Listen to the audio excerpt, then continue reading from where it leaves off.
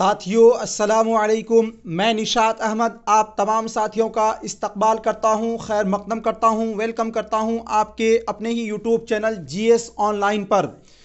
आज से साथियों आज के आपके लिए बीएसएससी उर्दू अनुवादक जो कि 2019 में निकला है, इसके 1224 और 202 जो आपके सीट हैं, यानी सहायक अनुवादक और अनुवादक के जो कि ट्रांसलेटर और असिस्टेंट ट्रांसलेटर दोनों के क्लासेस आपके ओपन से रिलेटेड वो है साथियों। क्या पूछेगा?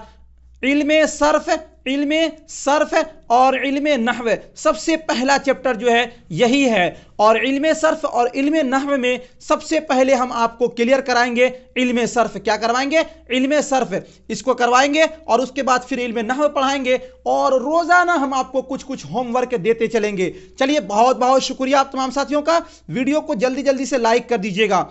तो साथियों, ये पढ़ना होगा इल्मे सर्फ। इल्मे सर्फ किसको कहते हैं? वो इल्म है जिसमें लफ्जों और कलमों की साख्त से बहस की जाती है। इल्मे सर्फ किसको कहते हैं? वो इल्म है जिसमें लफ्जों और कलिमों की साख्त से बहस की जाती है, यानी उसकी बनावट से। किसकी बनावट से साथियों? जैसे कि मान लीजिए बे जोड़ अलिफ जोड़ ते, यहां क्या हो गया? बात। तो ये जो बात है साथियों, इसके अल्फाज से जिस इल्म में बहस की जाए उसी को कहते हैं, क्या कहते हैं? उसको इल्म सर्फ कहते हैं। जैसे कि आप ध्यान दीजिएगा, यदि आपको लिख दिया जाए अलिफ मद जबर आ मिम्माकुम आम, तो इसमें साथियों ध्यान देना, अलिफ मद जबर आ अलग हर्फ है और मीम अलग हर्फ है, ये दोनों मिलकर एक लफ्ज बना आम। क्या बना? आम। अगर इसके यानी इसकी बनावट में अगर बहस किया जाए तो इसी को कहते हैं इल्मे सर्फ। तो यहां पर देखिएगा, अलिफ ममदूदा है और मीम साकिन है, ये अलिफ ममदूदा की मिसाल हो जाएगी।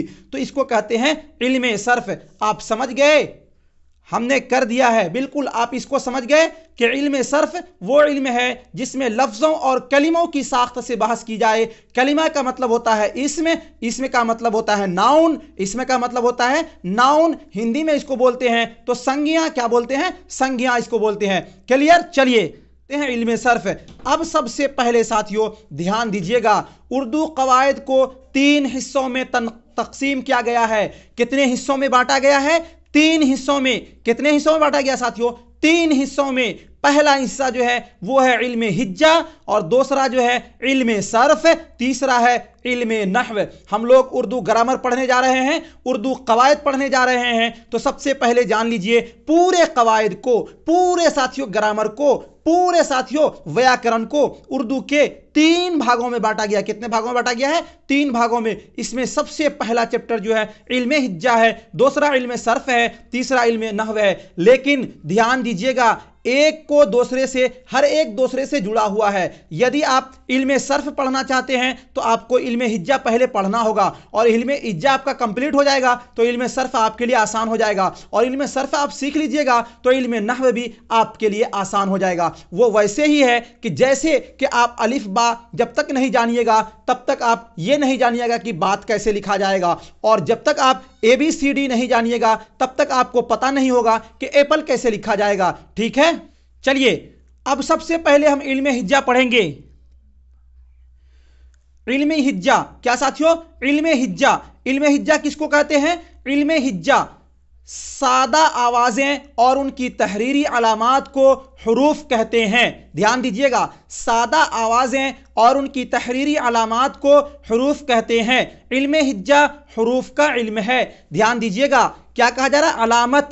देखिए साथियों, हम आपको कहते हैं बे, क्या बोले? बे आपके ध्यान में आएगा, इस तरह लिखाएगा तभी वो बे पढ़ाएगा, नहीं तो वो बे नहीं पढ़ाएगा। हम आपको कहते हैं इस तरह लिखाएगा तो बे पढ़ाएगा, आप कहिएगा नहीं नहीं ये बे नहीं है, ये अलिफ है। तो ये देखिए, यानी बे का अलामत इस तरह, यानी लेटा हुआ हो, दोनों तरफ से उठा हो, इसी को बोलते हैं अलामत। तो आपको क्या समझ में आया?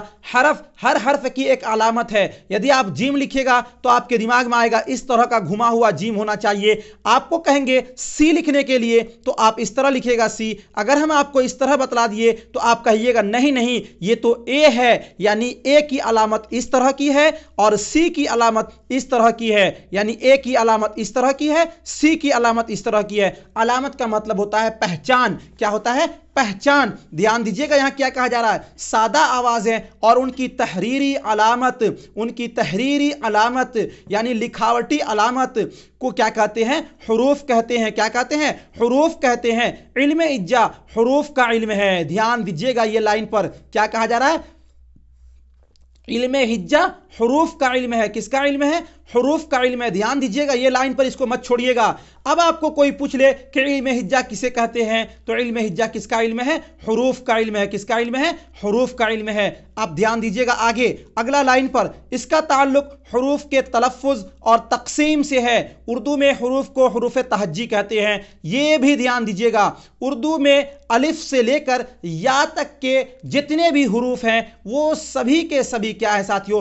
हुरूफ तहज्जी कहलाएगा। क्या कहलाएगा? हुरूफ तहज्जी। और इसी को इंग्लिश में बोलते हैं अल्फाबेट। क्या बोलते हैं साथियों? अल्फाबेट। क्या बोलते हैं? अल्फाबेट। क्या बोलते हैं इसको? इंग्लिश में क्या बोलते हैं? अल्फाबेट। और इसी को साथियों हिंदी में बोलते हैं वर्णमाला। क्या बोलते हैं? वर्णमाला। यानी जो हुरूफ तहज्जी जिसको उर्दू में आप कहते हो, इसी को इंग्लिश में बोलते हैं अल्फाबेट। अलिफ से लेकर या तक के तमाम हुरूफ को क्या कहेंगे?